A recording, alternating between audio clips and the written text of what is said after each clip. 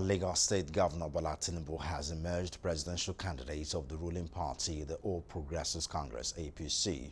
Tinubu emerged APC candidate at the end of the presidential primary, which spanned from Tuesday morning into Wednesday morning.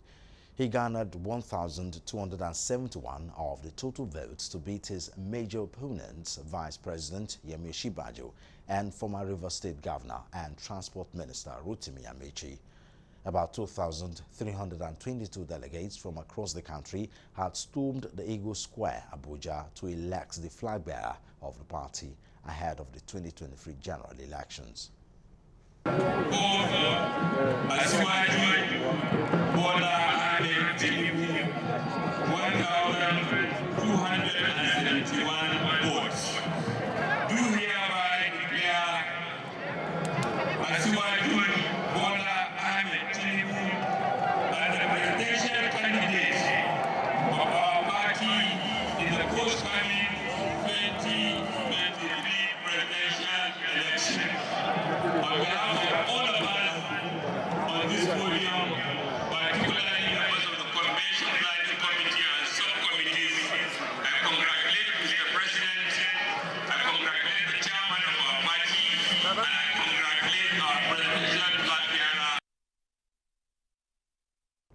In his acceptance speech, Bola Tinubu vows to tackle insurgency and all forms of existential threats confronting the country by pledging to take the country from the close of adversity to a glorious future. We are sure no animal in the darkness of the night, no intruders, no destroyers can bring Nigeria backwards. Forward, we are moving. I must thank our men and women in uniform, those who make sacrifices of their life, left family behind, and continue to fight for the survival of this country. Be assured, it is the beginning of that time now. You will get reward and enjoy a part of your life. You won't sacrifice for nothing. President Muhammadu Buhari afterwards did the symbolic official handover of the APC flag to Bola Tinubu, which makes him flag bearer of the party in next year's presidential election. With the fallout of the APC primaries, Tinubu will face the former Vice President Atiku Abubakar of the People's Democratic Party (PDP), another party candidate, to battle for the top political office in the country.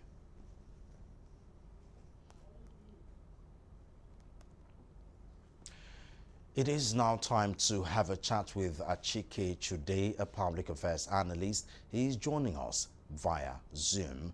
Mr. Chude, thanks for joining us on Galaxy Television News.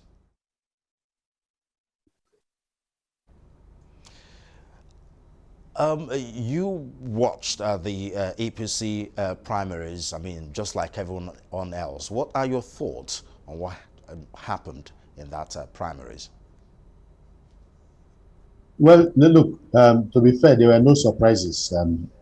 What some of us expected, we've been watching the polity for some time, and I believe that to a very large extent, we have an idea of the strengths and weaknesses of the various candidates. So one of the strongest of the candidates is the person that actually won. That is Bola Tinubu. It was not a surprise, really. It's just that there was just so much expectation because of the controversy surrounding the entire process itself and all of the crises, going on through, within the APC. So that heightened tension and then increased expectation. But what we saw really is what political watchers have always expected that would happen. This was like the PDP primaries also. It was expected that Atiku Abubakar would carry the day, which he did. Of course, Bola Ahmed Tinubu is one of the most visible politicians in the country. And then, of course, he squared off against another visible candidate in the person of Yomi Osinbajo, the vice president. Not a politician. He has not been in the field for so long. But of course, by virtue of his office, he was quite visible, And then, of course, Rotimi Amechi. But ultimately, at the end of the day, Tinubu has showed that he had done much more work. Of course, he is the one that told the entire country that becoming president of Nigeria is a lifelong ambition. So you can imagine that he started this move a very, very long time ago. And this is a move that paid off handsomely for him at the Eagle Square. And you can see the margin. It was exceedingly very high. And it was clear that he was the favorite on the day. Now, there was a serious clamor for Southern presidency. Do you think APC have actually given Nigerians what they want, a Southern candidate? No, I do not think it's about. Look, we understand the issue of zoning. We understand the fact that it was, as a result of the need to find stability and harmony within the Nigerian political space. That is why, as the issue of rotational presidency was agreed upon. But whether we have, of course, it's a Southern candidate is from the South. So obviously, you would say that the South has a Southern candidate. But I think we must go beyond the issue of a certain candidate or not a candidate. We want a candidate that is for Nigerians. And I'm not exactly sure that the APC is presenting us with that kind of a candidate. Don't forget that the APC made a lot of noise before the election in 2015 that brought Muhammad Buhari. And what we have seen, I'm sure, is not what Nigerians want. Whether the Buhari is a certain it's a northern candidate or not. The reality is that Nigerians will face the consequences of their misrule, or if they rule well, then Nigerians will also benefit from their good governance. So I think that is what essentially matters. But have we got a certain president? We don't know yet, because Tinubu is going to square off against a northern candidate. Of course, and then you have Peter B in the Labour Party, is a certain candidate. So there's also always that possibility, depending on where the pendulum swings during the election and after the election. There's always a possibility that we'll have another 8 years of northern rule, making it 16 straight years, which that is if Atiku wins, which might not be palatable to a lot of Nigerians down south. So it depends on how well other certain candidates will do, when they square off against Atiku. Then we know whether we'll have a certain president or not. So, talking about Southern candidacy, how do you see this political gymnastic, if I may call it that, to go in order to pacify some other region? Now, at Bola Tinubu, what do you see as someone that he will pick as the vice presidential ticket, Northern Christian? How do you see that calculation? Well, I don't know why the issue of a pick of a Northern Christian seems to be creating a little bit of wave in the polity, because I think that is just a natural consequence of a Muslim presidential candidate emerging from the APC. I mean, that has been the situation, and of course, it gives you an indication of how far we have fallen from where we were in 1993, when we had a not Muslim ticket, and then the Christian community was okay with it. In fact, I remember the Christian Association of Nigeria, under the leadership of then Archbishop Antonio Olubimi Okoji, didn't see any problem with that. As far as he was concerned, all Nigeria needed at that time was competent, governance. And so, if you have a Muslim ticket that would ensure good governance and in the country, everybody would enjoy it, the benefit. That is, Christians, Muslims, animists, then that is okay. But obviously, things have changed. So there are Christian candidates. Christian people in the north, in many parts of the north, and so I do not think it is going to be a very difficult situation for Tinubu to look for somebody in the north that had what it takes to join him as his vice, presidential candidate, on his ticket.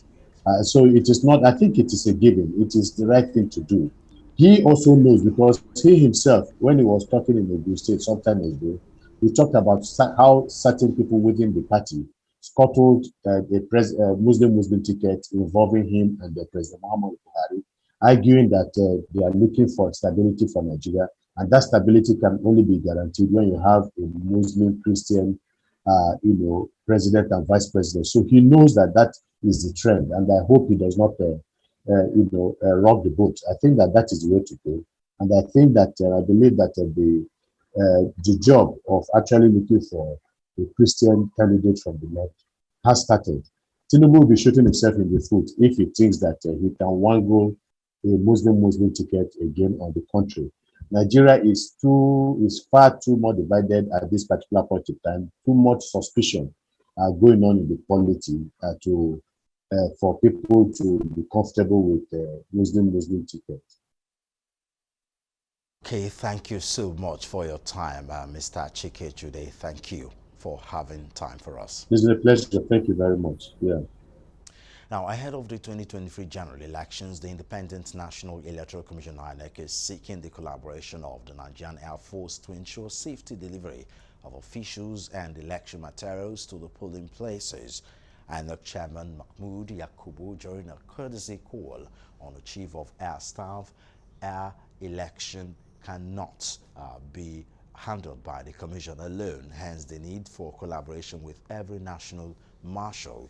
Oladayo Amao, the Nigerian Air Force headquarters in Abuja, noted that the forthcoming are set to mobilize and realize the objective of the Commission. Yakubu reassured Nigerians that the Commission will always work together with all stakeholders, particularly agents of political parties and candidates, observers, and the media, to certify the movement of all materials to various locations. Explore more effective ways of ensuring that working together as provided by law, we address aspects of the perennial issue of logistics in our elections, in which we believe the Air Force has a critical role to play in the movement of materials. This will be extended to other armed services in our determination to efficiently deliver materials and more effectively serve Nigerians on election day.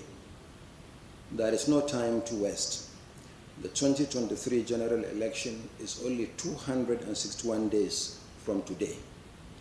However, the Ekiti State Governorship election is holding in the next 10 days, on Saturday, 18th June 2022, while the Osun State Governorship election holds 38 days later, on Saturday, 16th July 2022. The Chief of Air Staff, Air Marshal Oladayo Amao, while commending the Commission for stabilizing electoral processes in Nigeria, restated the commitment of the Air Force to provide all necessary assistance and support to INEC. Remote areas, preparatory to the forthcoming general election in February 2023. I believe further liaising with us is necessary, and which we are doing now, to enable us to incorporate INEC activities in our operational plans. And accordingly, we pledge to continue rendering all necessary assistance and support to make INEC more efficient in the discharge of its constitutional responsibility.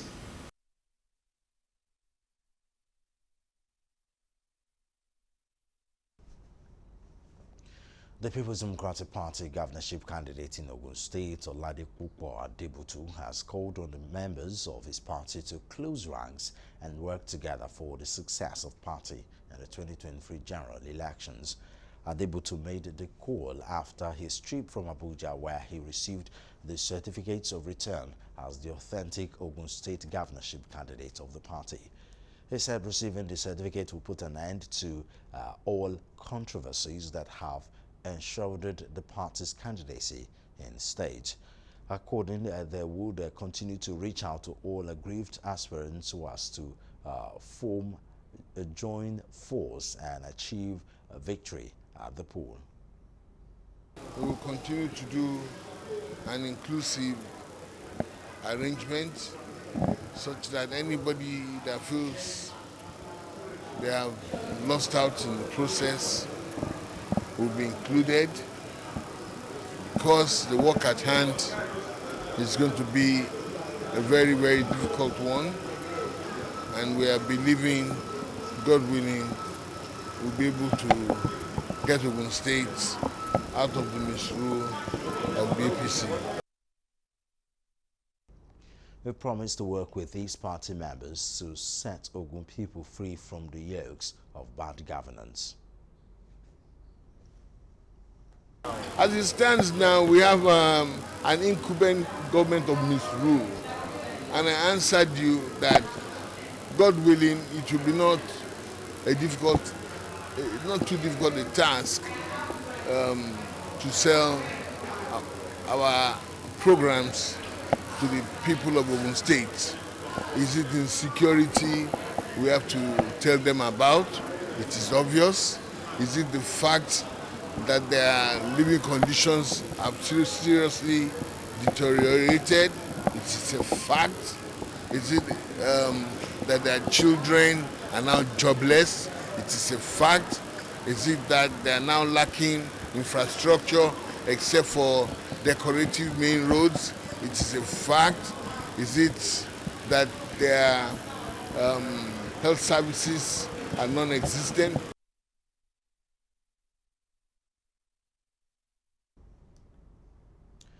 A concerned group from Ogun East Senatorial District has raised alarm over an alleged plan by the People's Democratic Party (PDP) at the national headquarters to replace one of the House of Representatives candidates in the state. The group, bearing placards with inscriptions such as "PDP is known for respecting democracy. Only Kenny Bello can give us better representation. Kenny Bello remains our reps candidate," among others, registered their displeasure over the development on Wednesday at the NUJ Secretariat in Abeokuta. Correspondent John Felix reported that Honorable Kenny Bello had won the primaries for the House of Representatives seats conducted under the Ijebu North, Ijebu East and Ogun Waterside Federal Constituency. Leader of the group, Adeyemi Yunus, said that it was unfortunate that the party could think of substituting the name of the winner of the primary election. Yunus noted that the incumbent House of Representatives member representing the constituency, Adeshegun Adekoya, known as Ataka, lost during the primary election, saying that information reaching the group indicated that the party at the national wanted to impose Adekoya as the candidate. He noted that the primary election was supervised by the representative from the national headquarters and observed by the Independent National Electoral Commission (INEC) officials. He called on the state chairman of the party, Honorable Sikirulayi Ogundele, and the national chairman of the party to do the needful, saying that they must play the game by the rules. We want to plead to the national chairman of our party, the person of Rosha Ayu, and the state chairman of our great party, that they should maintain their good wills and their good names. Our candidate is ready to serve the people of Ijebu North, Ijebu East, and Ogun Waterside Federal Constituency. Please and please, no name should be substituted. We are always fight for our mandate. Kenny Bello is our mandate. I will stand by him.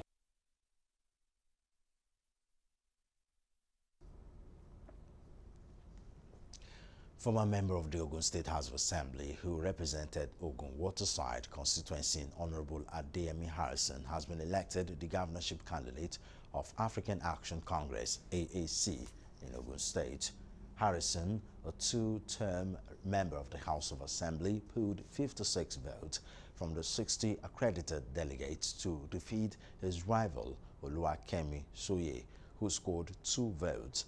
Announcing the results, the AAC National Treasurer Francis Adeyemi and the AAC Ogun Governorship Primary Election Committee Chairman Oyalowo Ayodiji declared Honorable Harrison as the elected governorship candidate of the party in 2023 in Ogun State. In his acceptance speech, the former lawmaker promised an all-inclusive government if he becomes the governor of the state. He added that qualitative and affordable education, healthcare services will be paramount in his administration, saying that agriculture and provision of basic amenities will not be left behind. I will allow and give the youth space and even the entire people of the state to know what is coming to the state every month. I believe within me, with the number of people behind me, with the population of our party in Ogun State, I think I will emerge. Of course, there are a way for some political party to rig election, but I believe by the time you monitor your election properly, the INEC will not do otherwise once you win. If you want to beat your opposition, want to defeat your opposition, don't defeat your opposition with just 50, 100, 2,000 votes. Defeat your opposition with about 30, 40,000 votes so that it will be difficult to rig. On reasons why he considered himself as the better alternative for the governorship seat, Harrison said all those who have ruled the state with the exception to few were accidental leaders who were not interested in the future of the party and the future of the people of the state. He maintained that both APC and PDP have failed to live up to the yearnings and aspirations of the people by providing adequate security for the people. In the hand of the citizens themselves. With the collaboration of the government with the people of the state, we will pathway to tackle insecurity in these states. So by the time we meet the community's leaders, we call them, we enlighten them, we train them how to monitor the environment. So by that, we think we can easily tackle it, and we let our people know to observe when they are in a gathering. The kind of face and the attitude of people in that environment will determine who's there to perpetrate evil.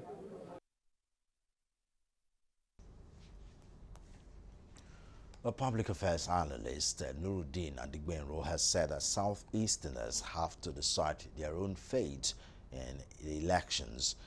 There have been reports from Southeastern politicians that they were sidelined in the elections. During the APC primaries, it was discovered that one of the candidates, Chukwuemeka Nwajoba, was absent. He later revealed that he shunned the primaries because the election was not zoned to the southeast. Likewise, Rochas Okorocha also lamented that they are not being supported by the bigwig politicians. He replied to these. Adigbenro says power is not given, it is taken. He opines that Southeasterners do not show enough will and zeal for the political seat. He reminds them that no one will hand over power to them, which tells them that they need to fight for it.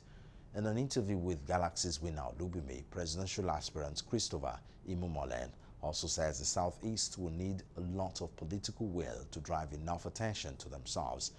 He opines that they first of all need to harness enough support from the people in the zones and as well build a solid cooperation with themselves. Look at the geopolitical zone. Southeast has the lowest number of states, which is the 5. And in terms of registered voters, they are also lower compared to every other person. Automatically, by population, by the number of states, they've also be washed aside. But being washed aside, if they play their politics right, you need to negotiate. You need to come out. Don't see it as your right. They need to come out. After all, Dr. Goodluck Jonathan was Bayelsa State. How much is Bayelsa State? 2 local government was scattered out of River State to make the current Bayelsa State. Before all that, they was now breaking into it. The structure, what is the population of voters in that region? Look at the security challenges need to be stabilized in the southeast, because first, as a southeast, your region is your first priority. It's your first, so you must first win your region from south-south. So I should win south-south before talking about the north, the south. Yes, you should look at your home. So I think more of the work for any southeastern person is to engage his people, to make sure that there's calmness because what we are projecting or looking at is that the next election, southeast votes from there, if things go the way it's going, might be very, very negligible.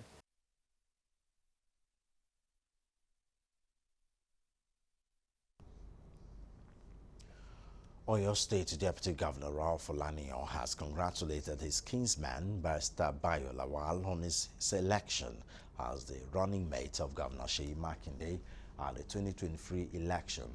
Olanio, who recently defected to the All Progressives Congress from the ruling PDP, said he holds no animosity with Lawal, adding that Lawal will always remain his elder brother and kinsman, come what may. He He reiterated that he would continue to hold Governor Makinde in esteem and would not allow anything to cause personal rift between them. Olaniyan said his passion and commitment to serve the people of the state remains constant, but would never fight anyone to occupy public position as an Omoluabi. Recall that Olaniyan on Sunday made public declaration of the political switch after years of what would be described as differences between himself and Governor Makinde. Till date, Olaniyan has not made public if he is pursuing any political ambition in 2023. He was persuaded by Governor Makinde in 2018 to be his running mate at the 2019 election that was won on the platform of the PDP. It should be recalled that before he joined Makinde in the umbrella party, Olaniyan was a leading governorship aspirant on the platform of the African Democratic Congress (ADC), the party he joined after leaving the APC when the party at the time made it clear that the governorship ticket would not be zoned to Okeogun region, where he hails from.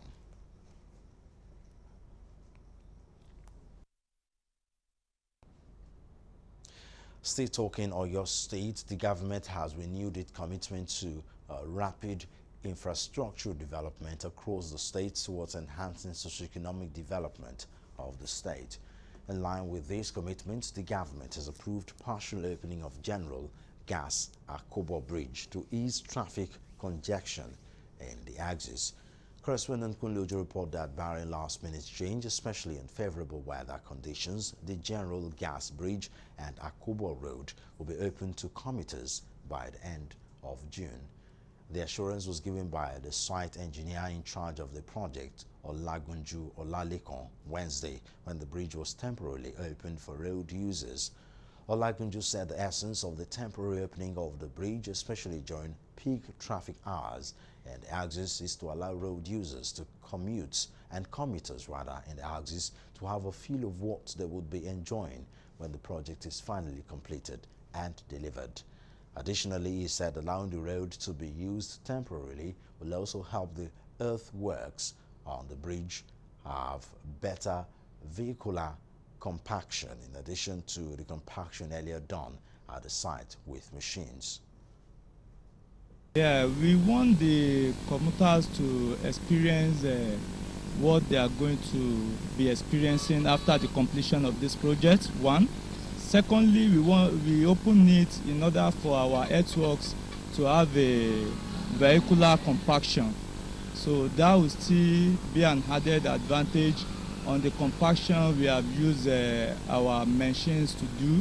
You know, the load coming on the bridge and the approach earthworks, approach road, is going to be the load of the vehicle moving on it. Noting that the project is about 80 to 90% complete, the engineer said the project was designed to ease the perennial traffic congestion which characterized the axis over the years. He therefore appealed to motorists and commuters applying the road to be careful, adding that the project was initiated to ease traffic gridlock in the area. By the grace of Almighty God, we should be delivering this project before the end of this month. With consideration with the weather condition. If the weather condition is favorable and is okay, in the next 2-3 weeks, we should be done. Yes, it's in line with the directive of the supervision team on the project. It's part of what we're supposed to do so that, as I told you, in order to have vehicular compaction, it's still an added advantage.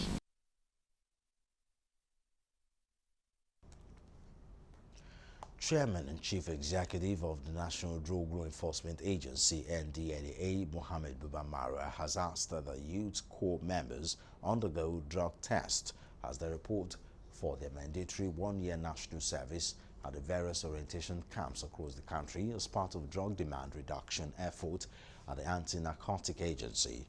Mara made the call when he hosted the Director General of the National Youth Service Corps, NYSC, Brigadier General Mohammed Fada, who led his management team on a courtesy visit to the NDLEA headquarters in Abuja on Wednesday, 8, 2022. In a statement by Director, Media and Advocacy, Femi Babafemi, the NDLEA chief painted a picture of Nigeria's drug problem with facts and figures from the 2018 National Drug Survey, while calling for collective efforts to change the narrative. According to him, there is the need for drug tests for our youth corps members, as the report are the orientation camps. Once they know they will be drug tested at the camp, they will abstain from it. The whole essence is to ensure help gets to those who test positive early. This is part of the war against the drug abuse WADA initiative. Speaking earlier, Brigadier General Vada said that he came on the visit to appreciate NDLEA for past support to the scheme and also ask for further collaboration as NYSC prepares to open the gates of orientation camps across the country. Ahead of the 2023 general elections, the Chief of Army Staff, Lieutenant General Farouk Yahya, has called on commanders to be apolitical as the electioneering period draws closer.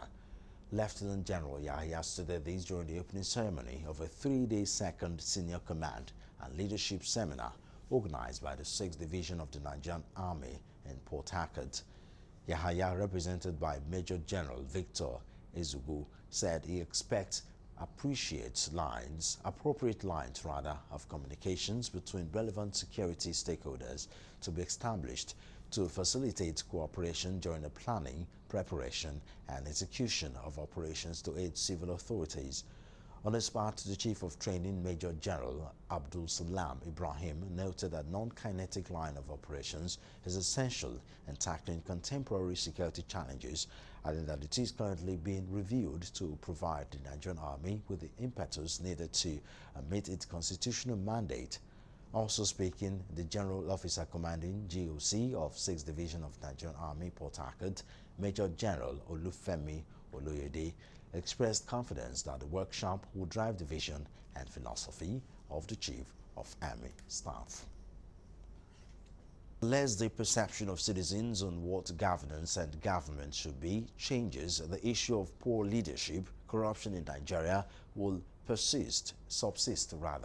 This was part of the comments during the public presentation of the Human and Environmental Development Agenda, Heather's Leadership Approval Rating, a survey of citizen perception on governance in Nigeria, focusing on state. Speaking during the presentation, the chairman of the group, Olariwaju Suraj, said the view is to evaluate and evolving ways and strategies for improving citizen perception of governance and government. Suraj said citizens score such government low in terms of infrastructural development, education, road maintenance, and traffic management, amongst others. The Resources Center urged governments to be more transparent in governance of the state and encourage citizen participation in decision-making. That the government needs to work very hard in dealing with the key 5 sectors that were mentioned: the road network, the management of building collapse, the educational system, the health facility, and in terms of transparency in government and management of resources. Of course, inclusiveness at budget-making level includes not just budgeting resources for the service of people. We're actually making sure that you consult first with them. You know what their priorities are, what their pains are, and so you start from from bottom to top, from various communities, wards, to local government up to state level, so that you can be sure what people really want.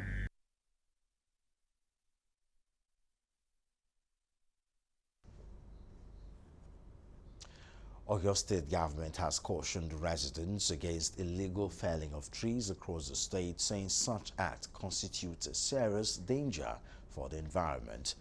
The Commissioner for Environment and Natural Resources, Abiodun Oni, who gave the warning at an event organized by the ministry in Ibadan to commemorate the 2023 World Environment Day, also warned against activities of those burning charcoal in the state.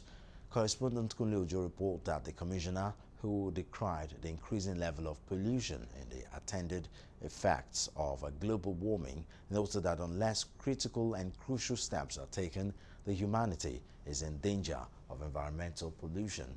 On his part, the special advisor to Governor Makinde on Environment, Engineer Ademola Adenrito, stressed the need for people to desist from acts inimical to a safe and serene environment habitable for humanity. For all and sundry, this is the time for everybody to embrace a greener lifestyle, reduce the emission of greenhouse gases, stop indiscriminate dumping of toxic waste, regulate exportation of timber and charcoal by foreign and local wood exporters, encourage the use of biodegradable materials, formulate policies, and review the existing environmental laws. Almost 100 billion planets in the universe. Painfully, coincidentally, or the way God will want it, there is only one place habitable for any living organism, including human beings, and that is this planet Earth. And it's a message to us that if we don't do anything to keep that single thing we have. Other speakers at the event called for concerted efforts towards making the environment conducive for all and sundry. I'm glad, and it's very important, that every message being passed today about taking care of the environment is no longer just as much as we can take care of our health, we need to also start taking care of the environment, because now it's now a circle. If the animals are not well, many of us will not know. By the time we think of our own personal accommodation, I want to erect a building, I want to have my own home, and so on. We know on a plot how many trees we will fell.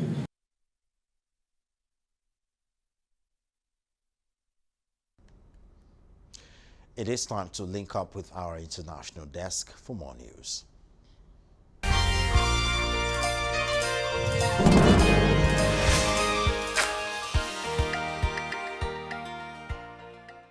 Welcome to the international scene. Boris Johnson has said he is determined to get on with his job, and his first command appearance is surviving a confidence vote in his leadership. Amid testy exchanges at the Prime Minister's questions, Labour MP Dame Angela Igu told Mr. Johnson he was loathed and should resign. But the Prime Minister said his political career had barely begun. 4 intentary MPs declared a lack of confidence in Mr. Johnson's leadership in Monday's vote. The worse-than-expected result followed several months of difficulties for the Prime Minister, who has received ongoing criticism over parties that took place in Downing Street during lockdown. Following the vote, the Prime Minister promised to draw a line under his recent difficulties and announced a widespread program of reforms to help deal with crime, the NHS, and the rapidly rising cost of living. And at a noisy Prime Minister's questions, he reiterated his commitment to remain in power. Mr. Johnson replied, "I can assure her in all long political career so far, barely begun, I've of course picked up political opponents all over, and that is because this government has done some very big and very remarkable things which they didn't necessarily approve of." Labour leader Sir Keir Starmer focused his question on the government's record of the NHS, while the NSP Westminster leader, Ian Blackford, called Mr. Johnson, who was fined in April for attending an illegal Downing Street gathering during lockdown, a dead man walking. Labour leader Sir Keir Starmer focused his questions on the government's record of the NHS, while the SNP's Westminster leader, Ian Blackford, called Mr. Johnson, who was fined in April for attending an illegal Downing Street gathering during lockdown, a dead man walking. He accused the Prime Minister of failing to recognize that these parties were against the law.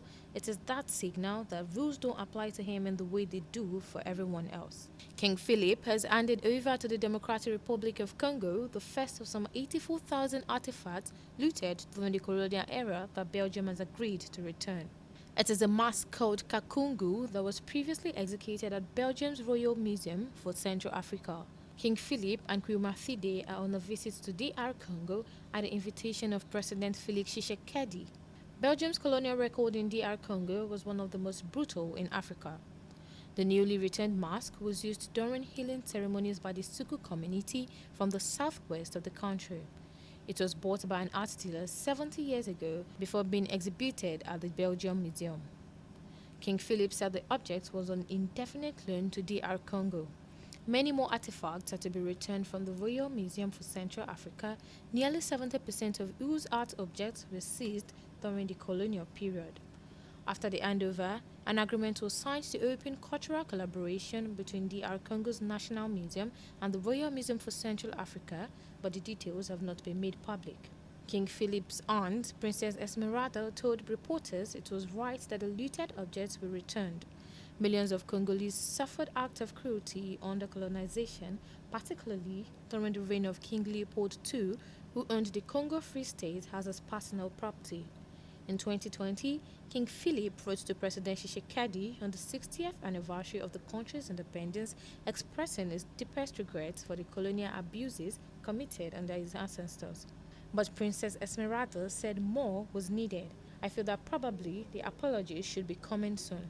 Formal apologies for the past and for the colonial atrocities that were committed. And still on news outside Nigeria, one person has been killed and at least a dozen more injured after a car drove into a crowd on a busy Berlin street. Emergency officials say it is unclear whether the incident, which happened at around 10:30 local time, was intentional or an accident. A police spokesperson told reporters that the driver, a 29-year-old man, was arrested at the scene. The incident took place in the heart of Western Berlin on one of its busiest shopping streets. Police added that the driver, who has dual German and Armenian citizenship and lives in Berlin, had initially been apprehended by passers-by. Reports say the vehicle veered off the street and mounted the pavement before crashing into a shop front. Images from the scene show a silver Renault Clio crashed through a display window in a cosmetics shop. There are also pictures of what appears to be a body covered in blankets in the middle of the road. Around 1:30 emergency workers are at the scene, according to Berlin Police Service. Berlin's Major Franziska Jeffy wrote on Twitter that she has been deeply affected by the incident and told residents that police are working flat out to clarify the matter. The actor Job Barrowman tweeted that he was nearby when the incident took place and in a video posted from the scene, said the car had repeatedly mounted the footpath before crashing into the storefront. And finally on news outside Nigeria, a young woman who saw her friend fatally shot by police in Paris at the weekend has said there was no need for them to open fire. Ines, aged 21, and her friend Rayana were passengers in a car when the driver ignored the police order to stop. Rayana's death has prompted a political row over violence by security forces. The friend had accepted a ride home after meeting the driver in a nightclub. She said, "I'm angry because police could have acted differently." And with days to go before French voters go to the polls in parliamentary elections, left-wing alliance leader Jean-Luc Mélenchon promised to change the doctrine on how French police use force. Prime Minister Elisabeth Borne said his remarks were outrageous and it was irresponsible and unworthy to insult police for electoral reasons. On Saturday, the driver of the car was eventually arrested with gunshot wounds after fleeing the car in the 18th district of northern Paris, and Rayana's family are taking legal action against him for alleged manslaughter. Their lawyer, Sylvie Noivchovitz, said the driver was primarily responsible for her death. He had offered to give Rayana and two other passengers a lift, she explained, then twice refused to comply with police. Rayana never approved of all his escape attempts. Every time she screamed inside the car, just like other passengers, to let them get out, and he didn't reply. And that's all on news outside Nigeria.